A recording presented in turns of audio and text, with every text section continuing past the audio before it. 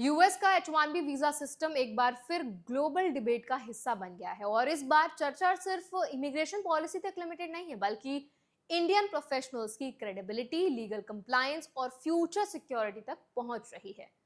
Texas में काम कर रही एक अमेरिकन जर्नलिस्ट के दावे के बाद H1B मिसयूज को लेकर जो बातें सामने आई हैं, उन्होंने यूएस इमिग्रेशन एनफोर्समेंट और इंडियन आईटी स्टाफिंग इकोसिस्टम दोनों पर सवाल खड़े कर दिए हैं। इस वीडियो में ये समझना जरूरी है कि आरोप किस बात को लेकर है, कानून असल में क्या कहता है और यूएस में लीगली रह रहे इंडियन प्रोफेशनल्स को किस बात से सतर्क रहना बहुत जरूरी है। ये वीडियो डर फैलाने के लिए बिल्कुल नहीं है, बल्कि क्लैरिटी देने के लिए है, ताकि जेन्युइन लोग मिस इन्फॉर्मेशन और पैनिक से बच सकें। तो चलिए फिर जल्दी से वीडियो को स्टार्ट करते हैं। हाय, मेरा नाम है वर्षा दुबे और आप मुझे देख रहे हैं एनबीटी टेक एड पर। टेक्सास की जर्नलिस्ट सारा गोंजालेस का कहना है कि उन्हें खुद कई इंडियंस ने कांटेक्ट किया और बताया कि कुछ कंपनियां H1B वीजा का गलत इस्तेमाल कर रही हैं। आरोप यह है कि कुछ स्टाफिंग फर्म्स जैसे जॉब्स दिखा रही हैं जो असल में मौजूद नहीं है, या फिर एम्प्लॉय को ऐसे क्लाइंट लोकेशंस पर दिखाया जा रहा है जहां उनका कोई रियल प्रोजेक्ट नहीं है। इन एलिगेशंस में हैदराबाद से जुड़े कुछ कंपनी कनेक्शंस का भी जिक्र किया गया है।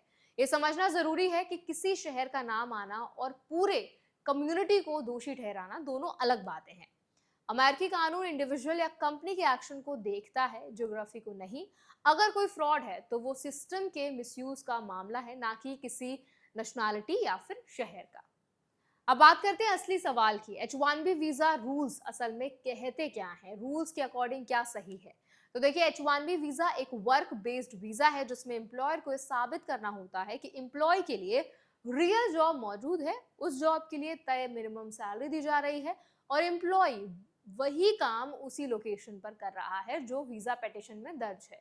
अगर एम्प्लॉयर फेक क्लाइंट दिखाता है, फेक एड्रेस देता है या एम्प्लॉय को बिना पे के बेंच पर रखता है, तो ये सीधे तौर पर वीजा फ्रॉड और लेबर लॉ वायलेशन माना जा सकता है। ऐसे मामलों में जांच डिपार्टमेंट ऑफ लेबर और यूएससीआईएस दोनों कर सकते हैं। इंडियन प्रोफेशनल्स के लिए सबसे जरूरी बात ये समझना है कि अगर आपने कोई फेक डॉक्यूमेंट नहीं दिया है, गलत जानकारी जानबूझकर नहीं छुपाई है और आप लीगली असाइंड वर्क कर रहे हैं, तो कानून आपके खिलाफ नहीं है। कानून का निशाना आमतौर पर एम्प्लॉय नहीं, बल्कि फ्रॉड करने वाली कंपनी होती है। लेकिन सावधानी यहाँ भी बहुत जरूरी है। अगर कोई कंपनी आपसे कहती है कि आप बिना प्रोजेक्ट के सैलरी छोड़ दें, या फिर लोकेशन चेंज को ऑफिशियली अपडेट ना करें, या फेक एक्सपीरियंस या फिर रेज्यूमे इस्तेमाल करें, तो ये रिस्क एम्प्लॉय और एम्प्लॉयर दोनों के लिए होता है। रिमोट वर्क को लेकर भी बहुत कंफ्यूजन रहता है। रिमोट वर्क अपने आप में इलीगल नहीं है, लेकिन अगर वीजा डॉक्यूमेंट में ऑफिस लोकेशन कुछ और लिखी है और काम कहीं और से है, तो उसका प्रॉपर अमेंडमेंट और अप्रूवल जरूरी होता है। डॉक्यूमेंटेशन मिसमैच आगे चलकर सीरियस प्रॉब्लम बन सकता है। इस पूरे मामले से एक और बड़ी बात सामने आती है। जब कुछ लोग सिस्टम का मिसयूज करते हैं तो उसका असर उन लाखों इंडियंस पर भी पड़ता है जो जेन्युइनली मेहनत और स्किल्स के दम पर यूएस में काम कर रहे हैं।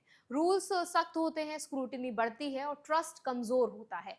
इसीलिए हर इंडियन प्रोफेशनल के लिए जरूरी है कि अपनी वीजा फाइलें खुद समझें, ऑफर लेटर और जॉब रोल क्लियर रखें और एम्प्लॉयर की क्रेडिबिलिटी जरूर वेरीफाई करें।